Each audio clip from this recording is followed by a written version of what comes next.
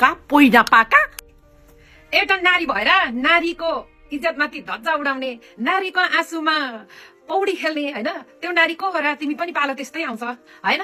आफ्नो कमाइ न दमाई, अर्काको बुढाको पैसा, अर्काको बुढीले जेठी बुढीले कमाएको पैसामा रमाई रमाई कुराहरू राख्नु हुन्थेन त, भन्नुहुन्थ्यो होला नि त हैन। मलाई आरोप लागेको यस्तो केही होइन हैन, नराम्रो नसोचिदिनु या केही पनि उहाँले भन्न त सक्नु। निकै चर्चित तथा सफल मोडेल करिश्मा ढकालको निजी जीवनमा यति बेला भुइँचालो आएको छ। उनको जीवनमा तहल्का मचिएको छ। उनी आफ्नो प्रेम जीवनलाई लिएर यति बेला निकै कन्ट्रोभर्सीमा मुछिएकी छन्।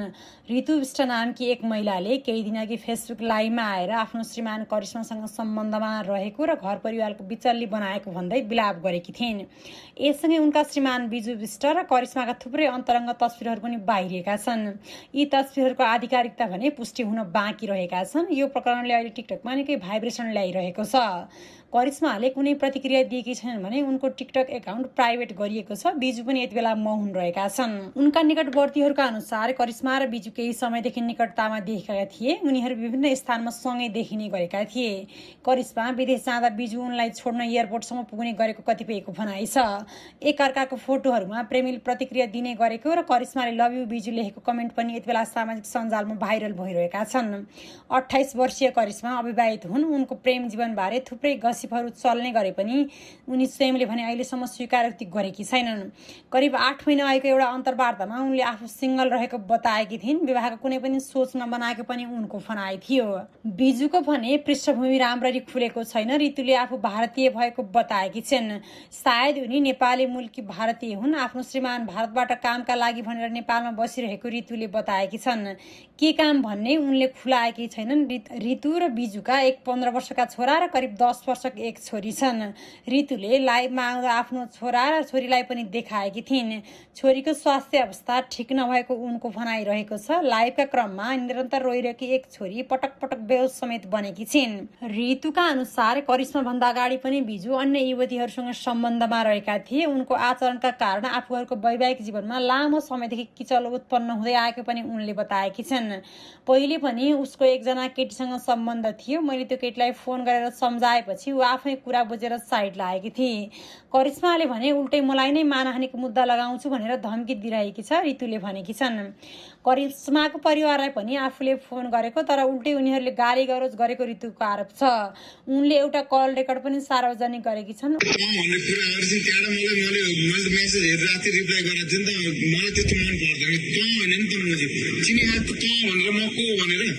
आवाजले अश्लील गाली गरोज गरेको सुनिन्छ। यो आवाज करिश्माका दाजुको भनेको ऋतुको भनाइ छ। लाइभमा ऋतुले पटक पटक आत्महत्या गर्ने कुरा गरेकी थिइन्। आफू बिना छोराछोरी बाँच्न नसक्ने भएकोले उनीहरूलाई पनि सँगै राखेर मर्ने उनले रुँदै बताएकी थिइन्। उनको लाइभकै क्रममा बाहिरबाट कोही व्यक्तिले ढोका ढकढक्याउँछन् तर उनले ढोका खोल्दिनन्।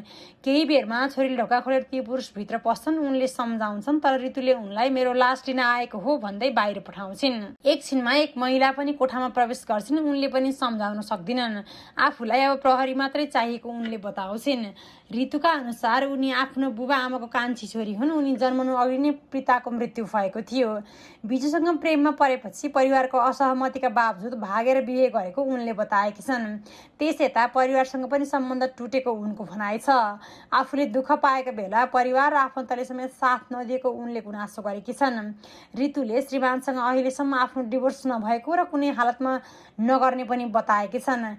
आफूले सानैमा बुवा गुमाएको र आफ्ना सन्तानलाई बुवाविहीन बनाउन नचाहेको उनको भनाइ छ। ऋतुका अनुसार 1 वर्ष अघि बिजु घरमा आएका थिए। त्यसै उनी फर्केर आएका छैनन्। बिजु र करिश्मा दुवै अहिले दुबईमा रहेको ऋतुको दाबी छ। उनले भनेकी छन्, मैले फोन गर्दा करिश्माले बिजु दुबईमा र आफू काठमाडौँमा भएको बताएकी थिए तर भोलिपल्ट ऊ पनि दुबई पुगिसकेकी रहेछ। 1 घण्टा 50 मिनटसम्म लाइभ बसेपछि भिडियो बन्द गरिएको छ। उनको पछिल्लो अवस्था थाहा हुन सकेको छैन। यद्यपि 4 दिन अगाडि उनको फेसबुकबाट एउटा पोस्ट गरिएको छ जसले उनी जीवित रहेको अनुमान गर्न सकिन्छ। लाइभमा आएर ऋतुले बोलेका प्रमुख कुराहरू यस्ता छन्। मनमा पीडा भएर पनि म कति हाँसेर हिँडेँ। मैले त उसलाई पैसा कमाउन पठाएको थिएँ। यहाँ घर थानेर बसेको थिएँ। आजसम्म सबै पीडा लुकाएर परिवारको मान सम्मान राखेँ। आफू जिउँदै मरेर बाँचेको थिएँ। श्रीमानबाट धोका भएपछि नाग्दा नातेदारहरूसँग गुहार मागे, फ्यामिली मिटिङ गरौँ भने सबैले महिला भएपछि सहनुपर्छ भने सुध्रिन्छ भने अब म मरेपछि सुध्रिन्छ। मेरो मृत्युमा तिमीहरू कोही पनि मलामी नआउनु, मेरो लास पनि छुनु पर्दैन, मलाई चाहिएको बेला कोही पनि सपोर्ट गर्न नआए। म छोराछोरीको लागि बाँचेको थिएँ, एक्लै धाने 2 छोराछोरीलाई कसैले सहयोग गर्यो? उल्टो मैले छोराछोरीको नाममा ब्ल्याकमेल गरेको भनेको होइन। मलाई केही चिजको लालच छैन, मरेर नै इन्साफ मिल्छ भने म मर्दिन तयार छु। मसित सबै प्रुफ छ, रेकर्ड पनि छ, भिडियो पनि छ, जिउँदोमा पनि दिन्छु, मरेर पनि दिन्छु। कसैलाई हेर्नु छ भने मेरो घरमा आउनु। म फ्यामिली त्यागेको मान्छे हो, रोडबाट उठेको मान्छे हो, कति सङ्घर्ष गरेँ, हर चिज गरेँ। मैले केवल छोरीको खुसी मागेको थिएँ, त्यो पनि मिल्दैन भने के गर्ने? मेरो छोरी रोज रुँदा मलाई कस्तो हुन्छ, कति पीडा हुन्छ। ती केटीहरूलाई फोन गरेर म्यासेज गरेर सम्झाएँ, तिनीहरूको फ्यामिलीलाई पनि सम्झाएँ। एउटालाई त साइड लगाएँ, ऊ समझदार थिए, आफ्नो बाटो लागि। यो केटीलाई पनि मैले सम्झाएको हो। अघिल्लो साल नै फोन गरेर मेरो छोराछोरी छ भनेको हो, त्यसपछि उसले मलाई ब्लकमा राखी। उसको दाजुभाउसँग पनि कुरा गरेको हो, उसको दाइले के भनेको छ सुनाइदिउँ, मलाई मानहानिको मुद्दा हाल्छु भनेको होइन। मैले के गर्न पर्ने हो? नाङ्गो फोटो राखिदिनु पर्ने हो? मेरो छोराछोरी देखेको छैन, आँखा फुटेको छ, यति ठुलो इज्जत गिराइदिएको होइन। मैले बचाएर राखेको इज्जत पानीमा मिलाएको होइन। म जस्तो बजारु केटी औ होइन, संस्कारी केटी हो। मेरो ब्याकग्राउन्ड हेरे हुन्छ। अर्काको जिन्दगी बर्बाद गरेर आफ्नो लाइफ बनाउने मैले बारम्बार सम्झाएको हो। बीको लाइफबाट आउट हुनु भनेको हो। काम गर्न दिँदैन रे बिजुले, छोडेर जान त, अन्त काम नपाउने हो तैँले। 1 सालदेखि मेरो छोराछोरीसँग आएको छैन ऊ। अझै कति एल्बम बनाउने हो, कुन मिडिया लिएर आउने हो, ल आइजो। म आजसम्म उसको श्रीमती नै हो, डिभोर्स दिएको छैन। मिडियाको ध्वास मलाई नदिनु। तिमीहरूले मिडिया किन्न सक्छौ होला, म नकिनेर पनि गर्न सक्छु। लोग्ने मान्छे त के भन्छ। ब्याकग्राउन्ड चेक गरेर बोयफ्रेन्ड बनाउनु पर्छ, सिङ्गल केटोलाई हेरेर बिस्तारा तताउनु। अस्ति मसित कुरा गरेर हिजो फेरि बिजु दुबई पुगिसकेको। कहिलेसम्म लुकेर एएससी गर्ने? मोडलको नाममा थब्बा। यस प्रकरणमा बिजु र यति बेला मोडल करिश्मा भने चुपचाप गुमनाम बसिरहेका छन्। उनीहरूको केही तस्बिरहरू पनि भाइरल भएका छन्, जुन यस्तो छ। ठुक्का पोइना पाका। एउटा नारी भएर नारीको इज्जतमाथि धज्जा उडाउने, नारीको आँसुमा पौडी खेल्ने होइन, त्यो नारी को हो र? तिमी पनि पालो त्यस्तै आउँछ होइन। आफ्नो कमाइ न दमाई, अर्काको बुढाको पैसा, अर्काको बुढीले जेठी बुढीले कमाएको पैसामा रमाई। यो खासै गतिलो होइन के है। अर्काको मन रुवाउनु, मान्छे जन्मिएपछि मर्नुपर्छ होइन, मर्नु अगाडि यति अपराध पनि नगर्नु के। ल श्रीमान श्रीमतीको मन बिगारिदियो है तिमी। जति पनि यो कान्छी बुढी भएर जाने तिमीहरूको अनुहार नपरेको कसैले नलगेर, न त कुकुर एउटा बाँदरलाई पनि नलगेर है। अनि अर्काको बुढा खोज्ने तिमीहरू नकचरीहरूलाई यो भिडियो ल, अरू केही छैन के। यो जो चाहिँ उसको जेठी बुढीको बाल बच्चा, अनि त्यो जेठी बुढीको पीडा, जुन बेला अहिले कान्छी बुढी भएर बेडमा मोज गर्दै समाउँदै रमाउँदै हाल्दै छौ नि होइन, जुन बेला जेठी बुढीलाई ल्याएर पनि त्यही गर्थे के त्यो के अरे तेरो नाठो बुढोले। पछि तिमीलाई पनि त्यस्तै नगर्ला भन्न सकिँदैन के। अर्काको पैसासँग रमाई होइन, कमाइ समय छैन, अर्काको बुढासम्म रमाई होइन। पालो सबैको आउँछ। अङ्ग्रेजीमा भन्छ नि कर्मा इज रियल क्या, कम ब्याक टु यु है। त्यही भएर के यस्तो हो। अब कसैले लाँदैन भने पनि यसरी अर्काको बुढा खोसेर, अर्काको बाल बच्चा, नाबालिका नाबालक बच्चाको गाँस खोसेर चाहिँ नखाऊ क्या होइन। अपराधीहरू ठुक्का जो पनि यो आफ्नो बाल बच्चालाई रुवाएर होइन, अर्काको त्यो हुन्छ नि कसैले नलगेको त्यो धुधा पारेको, धोन्द्रो पारेको पछि लाग्ने अलक्षित नालायक पुरुषहरूलाई पनि अब के भन्नु के। यो भिडियोमा बेसरी गाली गर्न मान्थ्यो, तर म फेसबुकमा नि राख्छु। त्यही भएर यस्तो हो क्या, न्याय माग्न जाने कहाँ नारीले अन्याय गरेपछि के। त्यही भएर यस्तो अपराध चाहिँ नगर्नु होला क्या। सजाय यो नारीलाई, जेठीदेखि कान्छी भई आउनेलाई सजाय के हुन्छ त? केही पनि हुँदैन। 6-7 जना आइमै जम्मा हुने, अनि कान्छी भएर आउनेको चाहिँ त्यो के अरे मास्लो मुख तल्लो मुख कुरूप बनाइदिने सिद्धिको तल्लो मुख आइरन लगाइदिने मास्लो मुखमा तातो खोले खनाइदिने पुग्यो अरू के सजाय छैन कानुन छैन किनभने जिउँदो लास भएर बस्नुपर्छ कसैको छोरी जेठी बुढी चाहिँ भने कान्छी बुढी चाहिँ कमाइन दमाई रमाई रमाई एउटा बाल बच्चाको आँसुमा रमाउने होइन एउटा जेठी श्रीमतीको आँसुमा रमाउने कुन नारी हो तिमी हो फुक्क कलाकार करिश्मा ढकाल 2 बच्चाको बाउसँग गायब भइसकेपछि उहाँको श्रीमतीले थाहा पाएर उहाँको श्रीमती यति रोएर 2टा बच्चा अगाडि राखेर यति रोएको भिडियो अहिले सामाजिक सञ्जालमा भाइरल छ। दर्शकबिन तपाईँहरूले यो भिडियो हेर्नु भएको छैन भने भिडियो हेरेर सबैमा सेयर गरेर सबैमा पुर्याइदिनु होला किनभने उहाँहरू सम्पर्कमा आउनुपर्छ। 2टा बच्चा छ श्रीमती छ उहाँहरू त्यसरी गायब भएर बस्न पाइन्न। तपाईँहरूले भिडियो सेयर गरेर उहाँसम्म पुगेर उहाँहरू सम्पर्कमा आउन जरुरी छ। त्योभन्दा पहिला तपाईँहरूले यो भिडियो हेर्नु होला त्यसपछि थप कुरा गर्न दर्शकलाई एकलाई नछोड्नु प्लिज पुलिस प्रशासन इन्डियाको नेपालको होइन मलाई यसले मलाई बिहा गरेर यस्तो गराएको होइन मलाई 17 साल मेरो बर्बाद गरेर अहिले केटीहरू लिएर हिँडिरहेछ नि यसलाई म नछोड्दिनु प्लिज। यसलाई मैले बार बार सम्झाइसकेको उसको गर्लफ्रेन्डहरूलाई पनि सम्झाइसकेको मेरो 2टा छोरीको हत्या भएर मैले रोज मैले मेरो छोरीको मैले आँसु देख्न सके छैन। त्यो भन्दा मैले अब मर्नु नै पर्छ मेरो लास्ट अप्सन भनेको त्यही नै हो। मलाई धन सम्पत्ति केही पनि चाहियो होइन। अब मेरो छोराछोरी मेरो बिना बाँच्न सक्दैनन् भने म यिनीहरूलाई पनि म सँगै एउटै फाँसीबाट म मर्दैछु यति नै हो। हटो बेटा रोना नहीं है अपन को खुशी खुशी रहना है किसी के लिए रोना नहीं है किसी के लिए रोना नहीं है किसी के लिए अपन रो नहीं सकते आंसू नहीं बहा सकते कसैको लागि आंसू बहाएर नबस्नुस् प्लिज। कोही पनि महिलाहरू दुःखमा हुनुहुन्छ भने यो चीजहरू होइन म अब मेरो लास्ट अप्सन नै यही हो। म मर्देर मात्र यिनीहरूलाई खुसी मिल्छ या फिर जे पनि मिल्छ मैले बारम्बार सम्झाइरहेको हर चीजको लागि मैले सम्झाइरहेको सबको लिस्ट छ। मैले मेरो यहाँ छोरो छ छोरो मेरो छोरी यति रोइरहेछ दिन मैले देख्न सक्दिनँ होइन यो चीजहरू मैले गर्न सक्दिनँ दिन मैले सहन सके छैन। कसैले पनि आफ्नो छोराछोरीको आँसु देख्न चाहन्न कुन आमाले देख्न चाहन्छ कुन आमाले आफ्नो छोराछोरीको आँसु देख्न चाहन्छ।